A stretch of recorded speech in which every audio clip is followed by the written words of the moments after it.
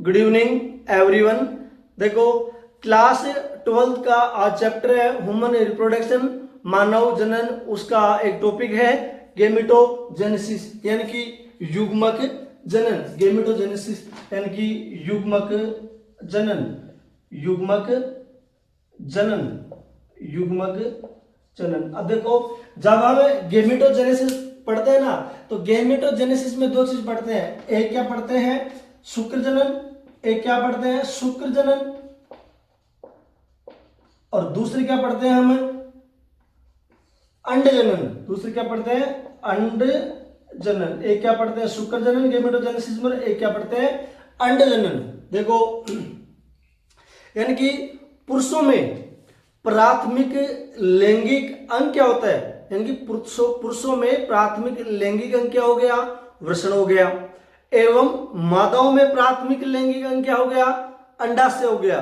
तो हम बोलते हैं कि गेमेटोजेनेसिस यानी कि युग्मनज विधि के द्वारा नर युग्मक शुक्राणु उत्पन्न होते हैं एवं मादा युग्मक अंडाणु उत्पन्न होते हैं। किसके द्वारा? गेमेटोजेनेसिस युग्मनज विधि के द्वारा। अब देखो सबसे पहले हम क्या देखते हैं? शुक्र जनन यानी कि स्पर्मेटोजेनेसिस, और अंड जनन क्या बोलते हैं? oogenesis। देखो आज देखते हैं सबसे पहले स्पर्मेटोजेनेसिस यानी कि शुक्र जनन।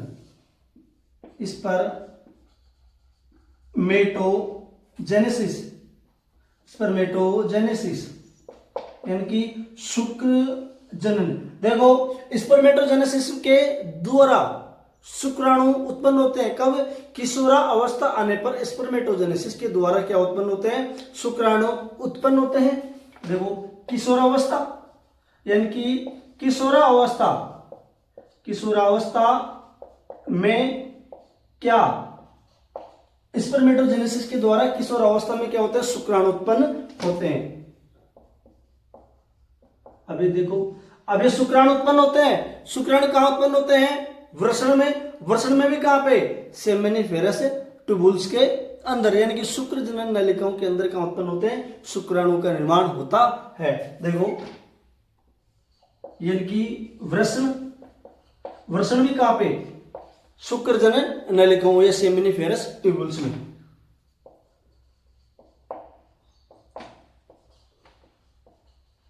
Seminiferous tubules.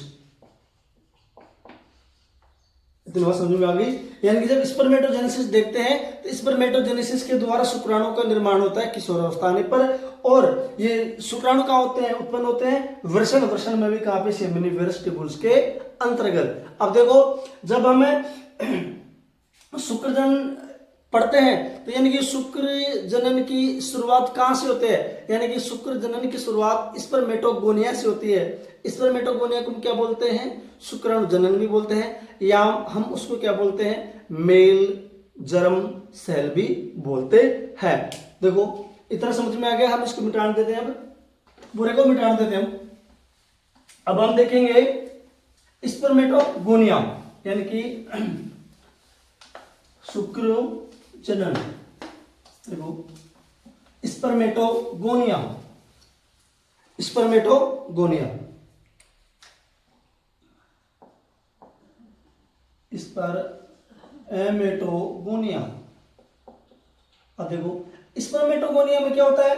माइटोटिक डिवीजन होता है, यानी कि समसूत्री विभाजन होता है। तो माइटोटिक डिवीजन होने से स्पर्मेटोगोनिया में क्या होती है? गुणसूत्रों की संख्या में क्या होती है? वृद्धि हो जाती है। वृद्धि होगी, जैसे 1 से 2 हो गए, 2 से क्या हो जाते हैं? 4 हो जाते हैं। कब? इनकी संख्या में माइटोटिक डिवीजन, समसूत्री विभाजन होता है। देखो गुणसूत्र की संख्या समान रहती है 46 46। और आगे देखो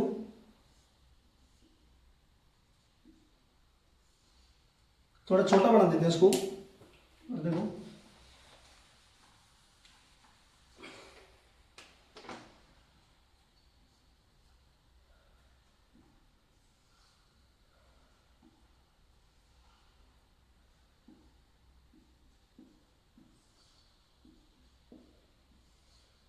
इनमें गुणसूत्रों की संख्या क्या आती है? समान रहती है। अब देखो यानी कि समय समय पर समय समय पर स्पर्मेटोगोनिया में क्या होता है, यानी कि मियोसिस भी होता है, यानी कि समय समय पर स्पर्मेटोगोनिया में अर्धसूत्री विभाजन भी होता है। जिस स्पर्मेटोगोनिया में अर्धसूत्री विभाजन होगा, जैसे मान लो इस स्पर्मेटोगोनिया में क्या हो गया, अर्धसूत्री विभाजन हो गया, इस स्पर्मेटोगोनिया में अर्धसूत्री विभाजन हो गया, तो हम इसको क्या बोलेंगे, प्राथमिक शुक्राणु कोशिका। इसको हम क्या बोल देते हैं, प्राथमिक शुक्राणु कोशिका, यानी कि प्राइमरी स्पर्मेटोसाइट्स। प्राथमिक शुक्राणु कोशिका, प्राथमिक शुक्राणु कोशिका। अब देखो इसमें मियोसिस फर्स्ट हो गया। अब मियोसिस फर्स्ट होगा, इसमें गुणसूत्रों की संख्या क्या हो जाएगी, आधी, यानी कि मियोसिस फर्स्ट होगा, इसमें गुणसूत्रों की संख्या क्या होगी, आधी, यानी कि मियोसिस फर्स्ट। और इसको क्या बोलते हैं, प्राइमरी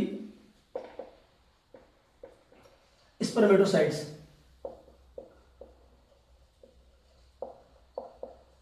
प्राइमरी स्पर्मेटोसाइट्स। अब देखो मियोसिस फर्स्ट हुआ, तो इनमें गुणसूत्रों की संख्या क्या होगी, हाफ हाफ होगी, यानी 23 गुणसूत्र इसमें और 23 गुणसूत्र इसमें। अब देखो जब इनमें 23 गुणसूत्र हो गए, तो इनको क्या बोलेंगे हम, इसको क्या बोलेंगे हमें, यानी कि सेकेंडरी स्पर्मेटोसाइट्स। इसको क्या बोलेंगे हम, सेकेंडरी स्पर्मेटोसाइट्स।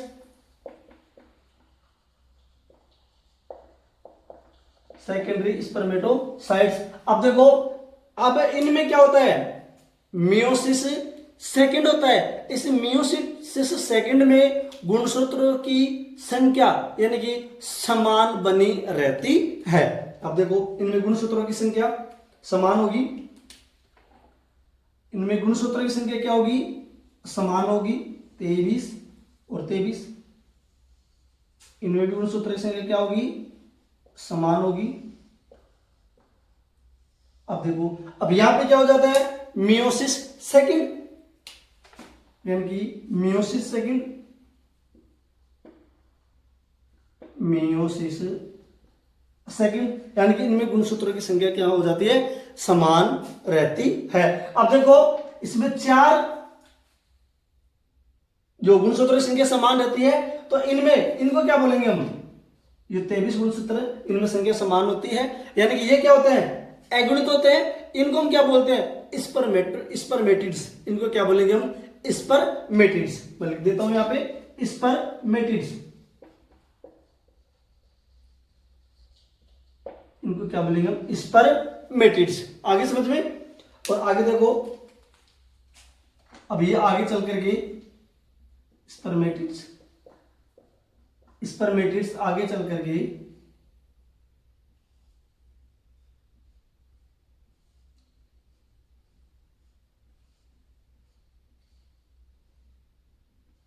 अब देखो इनको क्या बोल देते हम, स्पर्म या स्पर्मेटोजोआ। इसको क्या बोलते हैं,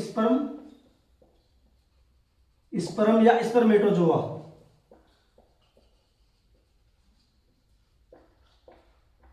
स्पर्मेटोजोआ। अब देखो यहां एक टर्म्स आती है स्पर्मियोजेनेसिस, एक टर्म्स क्या आती है, स्पर्मियोजेनेसिस, और एक टर्म्स क्या आती है, सेमिनेशन। यानी कि एक टर्म्स आती है स्पर्मियोजेनेसिस और एक टर्म्स क्या आती है, वीर्य सेचन।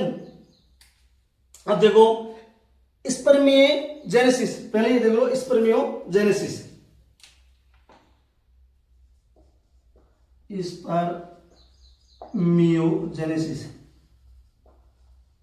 स्पर्मियोजेनेसिस। अब देखो स्पर्मियोजेनेसिस किसे कहेंगे, यानी कि स्पर्मेटिड्स का रूपांतरण किस में हो जाता है, स्पर्म में।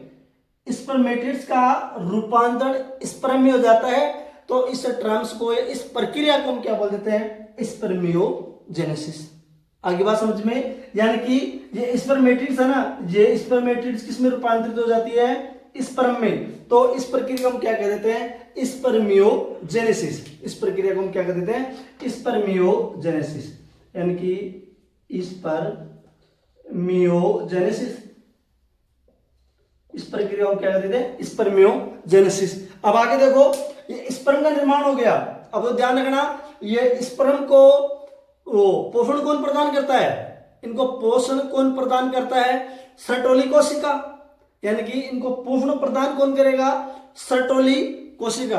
तो हम बोलेंगे यानी कि जो शुक्राणु होते हैं ना, शुक्राणु, उनका जो हेड होता है ना, हेड सर्टोली कोशिका के कोशिका द्रव्य में धसा रहता है और वहां से क्या करता है, ये पोषण प्राप्त करता है। ठीक है, और सर्टोली कोशिका से पोषण प्राप्त करने के बाद सर्टोली कोशिका से बाहर निकलेगा। सर्टोली कोशिका के बाहर निकलने के बाद ये जो सेमिनिफेरस ट्यूबुल्स होती हैं, यानी कि शुक्र जनन नलिकाओं से भी क्या होते हैं, बाहर निकल जाते हैं। उस प्रक्रिया हम क्या बोल देते हैं, वीर्य सेचन। देखो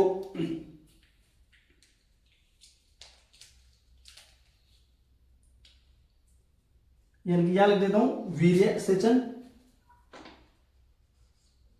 वीर्य सेचन, वीर्य सेचन। इसमें क्या बोलेंगे हम, अब इसमें लिख देंगे हम, यानी कि शुक्राणुओं का शुक्र जनन नलिकाओं से रिलीज होना, शुक्र जन यानी कि शुक्राणुओं का शुक्र जनन नलिकाओं से रिलीज होना क्या कहलाता है, वीर्य सेचन कहलाता है।